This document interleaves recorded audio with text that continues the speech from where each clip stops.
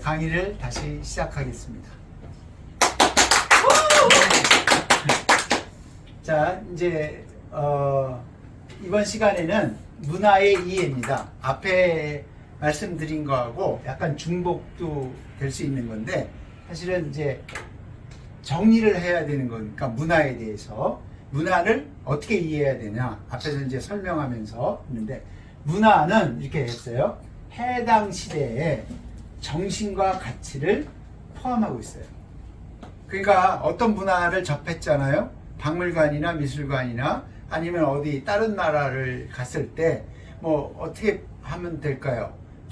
서울 같으면은 한양이죠. 제일 많이 있는 남아있는 문화가 조선의 궁궐이죠. 그러면 조선시대의 정신을 갖고 있는 거죠. 조선시대의 정신은 뭐죠? 유학이죠. 네. 유학을 알아야 돼요. 그러면 유학도 유학의 가치를 포함하고 있는 거예요. 왜냐하면 그 시대의 가치를 표현한 거죠.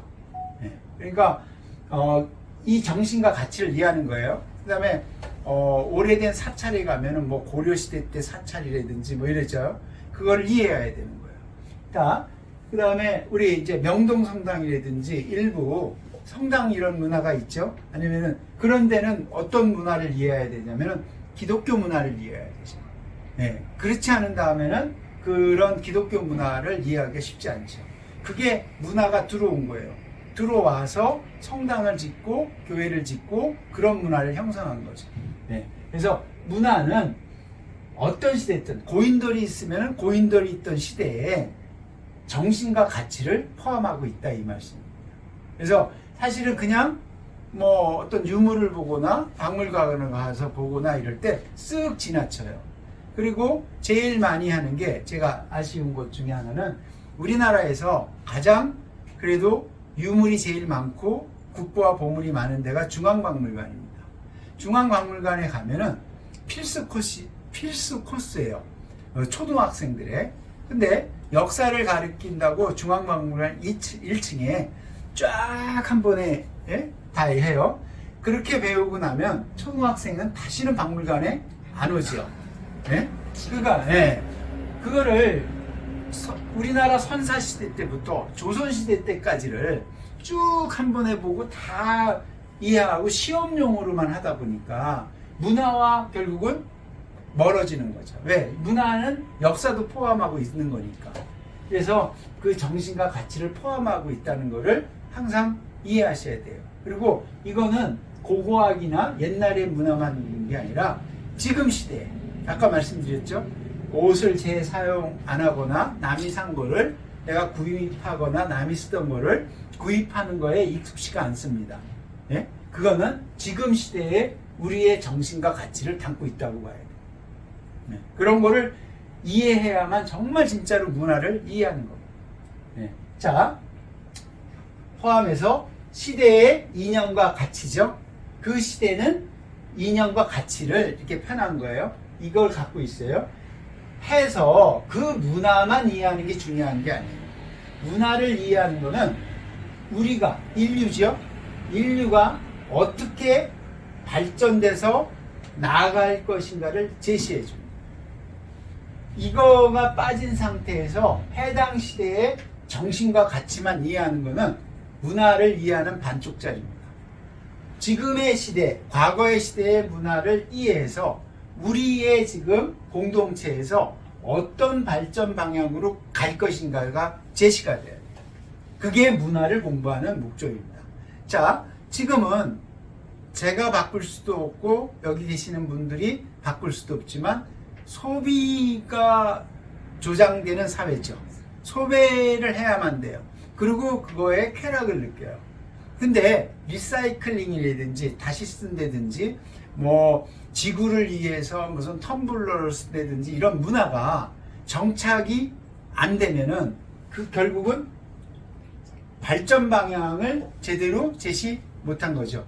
한쪽에서는 계속 소비를 조장하지만 한쪽에서는 이러면은 큰일 난다고 하죠. 우리가 코로나 때 경험하셨죠? 날씨가 맑은 서울 하늘을 보셨잖아요. 근데 지금은 다시 맑은 하늘을 볼 수가 없죠. 왜? 그런 문화에 지금 익숙해 있는 거예요. 그 다음에 지금 해오던 그 의식주 생활을 안 입을 수도 없고, 그 다음에 안 뗄 수도 없고, 그 다음에 안 살 수도 없잖아요. 그죠? 이런 주거 생활 문화를 한 번에 바꿀 수가 없거든요. 그러니까 결국은 다시 이제 바이러스가 줄어들면서 우리가 일상으로 돌아갔다는 것은 다시 오염의 문화에 익숙해져 있는 거죠. 그러니까 어떤 방향으로 제시한다는 건 굉장히 중요한 거예요. 그래서 문화를 안다는 거는 그냥 나 이 문화를 이해했어가 아니에요. 그런 문화가 그 시대에 어떤 가치를 갖고 있는지 이해하고 앞으로 우리의 삶에 어떻게 적용이 되고 우리의 삶에 어떤 영향을 미칠 것인지를 생각하고 그런 방향을 제시를 할 때 문화의 필요성이 있는 겁니다. 제시하지 않으면요 문화는 의미가 없는 거예요. 그냥 그 의미가 없다는 거는 그냥 생존이 안 된다는 게 아니라 삶의 질이나 삶의 방향이 좀 척박해지는 거죠. 그러면 요즘은 이제 하면은 영화관도 가고 공연도 보고 예술도 하고 다 느끼죠? 언제적부터 우리가 그렇게 한 건 아니죠. 근데 그런 게 없었던 게 아니죠. 다 있었거든요. 왜? 사물놀이라든지 이게 서양식의 공연장이라든지 이런 게 없었을 뿐이지 다 즐기고 있었어요. 정자에서 거문고를 타고 시조를 읊고 이런 게 다 존재했던 거죠. 근데 시간이 흐르면서 그게 서양 문화하고 결합되면서 좋은 공연장에 가서 멋있는 노래하고 그런 걸 즐기는 문화가 됐죠. 이렇게 변하는 겁니다. 근데 그게 좋은 방향이 제시가 되는 게 좋겠죠. 왜? 우리의 삶과 절대적으로 연결되어 있기 때문에 그래요. 그게 이제 일상생활과 다 연결되어 있기 때문에 그럽니다. 자, 문화는 그렇게 이해해야 된다는 걸 제가 강조하는 거고요. 이제 이번 문화에 관련된 강의는 정리할 때가 돼서 이제 7곡지입니다. 사실은. 하고 이거를 이렇게 해요. 아까 시작할 때처럼. 문화와 시대예요. 문화는 시대 정신을 갖고 있어요. 지금 우리는 20세기에서 21세기에 걸쳐서 살고 있습니다. 제가 선생님들한테 설명을 안 드리더라도 우리 시대를 이해할 수 있어요, 선생님. 왜? 자본주의, 민주주의 시대예요. 근데 여기 계시는 분들은 어느 누구도 조선시대에 살아보지 않았어요. 어느 누구도 고려시대에 살아보지 않았어요. 그 다음에 동시대에 우리가 대한민국에 살지만 일본에서 태어나서 일본에 살지를 않았어요. 그죠? 그 다음에 중국에 태어나서 중국에 살지를 않았어요.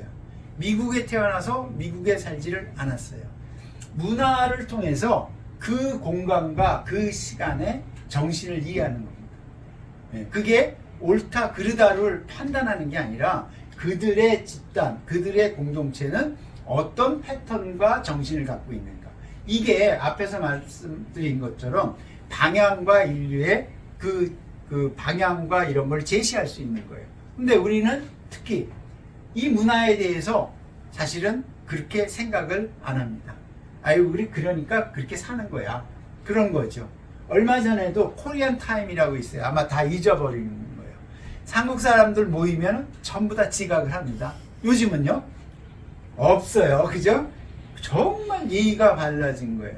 원래 예의가 바르다는 거는 누군가의 관계를 중시하는 사람은 예의를 챙기는 겁니다. 관계가 필요 없다. 그러면은 예의가 중요한 게 아니죠. 왜? 관계를 중시하자면은 시간을 지켜야 돼요. 그러다 보니까 코리안 타임 이런 게 없어요. 이게 문화적으로 우리나라도 다른데, 야, 언제쯤 만나? 그러면 장터에서 만나. 장 서는 날 만나면은 장 서는 날 아무 때나 가서 보면 되는 거예요. 아침에, 점심에, 저녁에 만나는 게 아니에요. 장날 만나. 그러면은 만나는 거예요. 근데 그렇게 했던 약속이 저도 이제 공부를 하면서 그게 왜 저렇게 살았지? 라고 나쁘게 인식된 거예요. 왜? 제 시간에 만나서 우리 모여서 사는 게 그게 지금의 패턴이잖아요. 근데 지금의 익숙한 문화로 과거의 문화를 평가하면 안 된다는 거죠. 그게 문화의 오류입니다. 그때는 그렇게 살아도 되는 거예요. 지금은.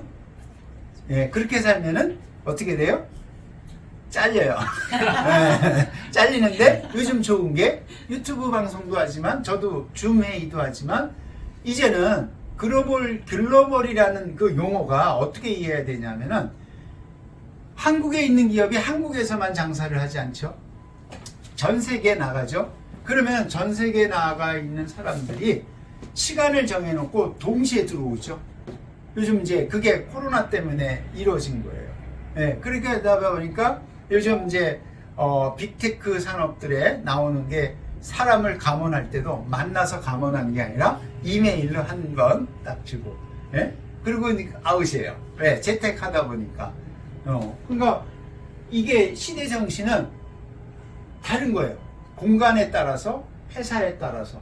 그리고 제가 깜짝 놀란 거는 재택근무를 더 선호한답니다. 요즘 세대. 중요한 거는 왜? 모여서 회의하고 왜 그게 중요하냐? 익숙한 거예요. 저런 거. 집에다가 컴퓨터 넣고 전부 들어와서 공간. 이제 요즘 그런 게 뭐냐면은 어떻게 회의하냐면 한 번쯤 들어보셨을 거예요. 메타버스로 회의하는 거예요. 사이버 공간에 들어와서 회의를 하면은 뭐냐? 자, 그게 경제성하고 효율성하고 맞는 거예요. 네. 미국, 유럽, 한국, 홍콩, 싱가포르에 있는 사람이 동시간에 접속이 되죠.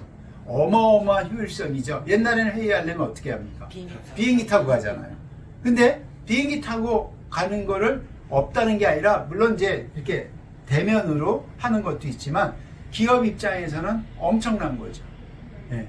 그러니까 이게 시대 정신을 반영하고 그러니까 그 시대의 정신. 그러니까 시대라는 거는 공간과 시간. 그래서 문화를 보고 특히 문화를 과거에 있는 문화를 느끼는 게 뭐냐면 문화유산이죠. 그 문화유산이 없으면 고조선 문화를 이해할 수 없고 고구려, 백제, 신라의 문화를 이해할 수 없죠. 그 다음에 어떻게 돼요? 고려나 조선의 문화를 이해할 수 없죠. 제가 이제 여기에서는 다 한글로만 돼서 이렇게 썼는데 참 한자를 안 쓰고 한다는 게 아쉬워요. 왜냐하면 우리의 문화는 어쨌든 상형 문자인 한자를 공유 문자로 동북아 문명은 써왔습니다. 그 써온 한자가 사용하지 않음으로 인해서 그 한자의 의미를 해석될 수 있는 게 말하자면 약해진 거죠. 네, 사유의 세계가 약해진 거예요. 일례로 하나만 드리겠습니다. 옛날에 어떤 존재나 어떤 집단을 표현할 때는 이름을 붙이거나 의미를 붙여서 나라명을 짓습니다. 조선이 된 거는 고조선이 있기 때문에 조선이 됐죠. 그 다음에 우리가 잊어버린 것 중에 이제 많이 하는 게 서울에는 한성백제라고 그러죠. 백제라는 거를 여기는 쓸 수 없으니까 한자로 하면은 백이라는 건 한자의 의미에서 많다라는 뜻입니다. 일반적인 의미로 제는 건널제예요. 많은 사람이 어떻게 됐다? 건너왔다. 어디로부터? 어딘가에 있죠, 실발점은. 그 다음에 왔다. 그러면 백제를 이해할 때 한글로 백제에 이해하는 것보다 한자로 백제를 이해하는 게 굉장히 중요하죠. 건너왔어? 어디로? 그러면 어디예요, 그게? 백제의 수도는 어디입니까, 우리가? 부여죠. 예? 부여인데, 그 부여를 역사적으로 보면 남부여라고 그러죠. 근데 남부여인데, 그러면은 부여가, 위에 있는 부여는 무슨 부여? 북부여라고 그러잖아요. 그러니까 북부여에서 남부여로 뭐예요? 넘어왔다. 그래서 백제. 예. 그러면 한자적으로 이해시키면은 굉장히 중요한 거죠. 이것도 하나의 문화이거든요. 넘어와서 한성백제로 있다가 치열하게 싸우다가 넘어가서 공주 그 다음에 부여를 만든 거죠. 근데 부여를 그냥 부여라고만 평칭하고 백제라고 하면은 이 전달력이나 사유하고 역사성이 좀 떨어진다고 봅니다. 그래서 최소한의 한자로 이해하는 거는 어떤 면에서는 우리의 정체성이나 역사성을 복원할 수 있는 거죠. 이걸 그냥 옛날에는 영어로 되면은 차이니스 캐릭터라고 그러는데 요즘은 그렇게 발음하지 않습니다. 네, 중국 문자라고 하지 않습니다. 이거는 문명의 문자인 거죠. 노스 이스트, 동부가 노스 이스트죠. 노스 이스트 아시아 랭귀지 캐릭터라고 합니다. 한자를. 그냥 우리가 한나라 시대 때 통합해서 나라 한자를 한나라 한자를 써서 한자라고 그러는 거지. 우리가 문화적으로 그 시대를 이해하는데 정말 오류 중에 하나가 한자는 문명의 문자죠. 거기는 수많은 문명이 언어가 다른데 언어가 다른 사람들이 그거를 커뮤니케이션 하기 위해서 문자를 만드는 거죠. 그게 한자죠. 근데 그거를 중국 문자로만 인식해서 우리는 이 위대한 한글 문자를 만들어 놓고도 하나가 빠진 거죠. 예? 그러니까 이런 거를 좀 같이 병행해서 쓰는 문자도 문화잖아요. 문화유산 중에 정말 세상에서 이 인류 중에서 문자의 원리와 만든 사람과 시기가 있는 유일한 문자. 예? 한글은 모든 랭귀지를 다 쓸 수 있는 문자예요. 굉장히 중요한 문자죠. 그리고 모든 언어를 다 기술할 수가 있어요, 한글은. 그래서 위대한 겁니다. 이게 국악의 원리로. 예, 그러니까 한글 박물관도 있잖아요, 우리는. 예, 근데 이런 문자가 더 위대해지려면은 이 이전에, 나 탄생하기 이전에 뜻글자였던 한자를 같이 써서 한다는 건 굉장히 중요합니다. 자, 문화와 관련된, 그래서 제목이 선생님들 삶과 문화예요. 오늘은 이제 문화에 대한 관련된 거를 끝내는 시간입니다. 그리고 다음 강의는 어떻게 이어지냐면, 문화면은 오늘은 텍스트 위주인데 다음에도 텍스트 위주지만 문화에는 유산이 있죠. 그럼 문화유산은 어떤 의미를 갖고 있는지 문화유산에 대해서 말씀을 드릴 겁니다. 그거는 이제 문화는 문화의 개념을 오늘 전체적으로 한 거고, 그거는 문화유산이죠. 그 문화유산은 조금 전에 말씀드린 한글도 포함이 되는 거죠. 서양 문화유산도 있고, 이런 게 문화유산이 어떤 의미를 갖고 있는지 한번 개념을 정리할 필요가 있습니다. 그래야만 문화유산을 또 바라보는 우리의 자세가 달라질 거라고 생각이 됩니다. 그래서 이 문화와 시대정신, 제가 이제 이렇게 적은 거예요, 표현을. 근데 이 시대정신을 이제 이해하는 거고, 이거는 꼭 우리 것만 이해하는 게 아니라 타 문화에 대한 이해, 타 지역에 대한 이해, 타 공간에 대한 이해, 다른 시간에 대한 이해를 복합적으로 인식을 해야 지금 21세기를 살아가는 우리에게 굉장히 도움이 될 수 있다고 봅니다. 자, 어떤 면에서 이럴지 모르지만 뭐를 만들어요? 만약에 보석을 만든다고 생각하세요. 요즘은 이제 화장도 하고 뭐죠? 이 귀걸이라든지 목걸이 많이 하잖아요, 장식들을 남녀. 근데 그거를 아이디어를 얻기 위해서 어디를 많이 가냐? 많은 사람들이 박물관에 있는 그 뭐죠? 귀걸이나 이런 걸 옛날 사람들이 만든 거에서 아이디어를 찾습니다. 예, 그래서 요즘은 많은 젊은이들이 그런 데를 찾아가요. 그냥 박물관은 고고학이나 하고 역사학이나 하고 이런 사람들의 공간이 아니고 모든 사람들의 공간인 거죠. 그걸 이해해서 새로운 아이디어, 새로운 창의력 이런 걸 만들어내는 거예요. 그래서 그런 공간이 필요한 거지. 그냥 어쨌든 그런 굉장히 중요한 공간입니다. 그거는 세대별, 나이별, 학력별, 지역별로 달라지는 건 아니라고 봅니다. 자, 그래서 문화와 관련돼서 문화와 시대 정신이 중요하다. 시작을 이거로 시작해서 끝을 이거로 맺습니다. 이 강의를 통해서 문화에 대한 이해가 조금이라도 됐으면 저는 감사하고요. 다음에 문화를 바라보는 개념이 정리가 됐으면 참 정리가 됐기를 기대하면서 이 강의를 마치도록 하겠습니다. 오늘 강의는 여기서 끝내도록 하겠습니다. 감사합니다.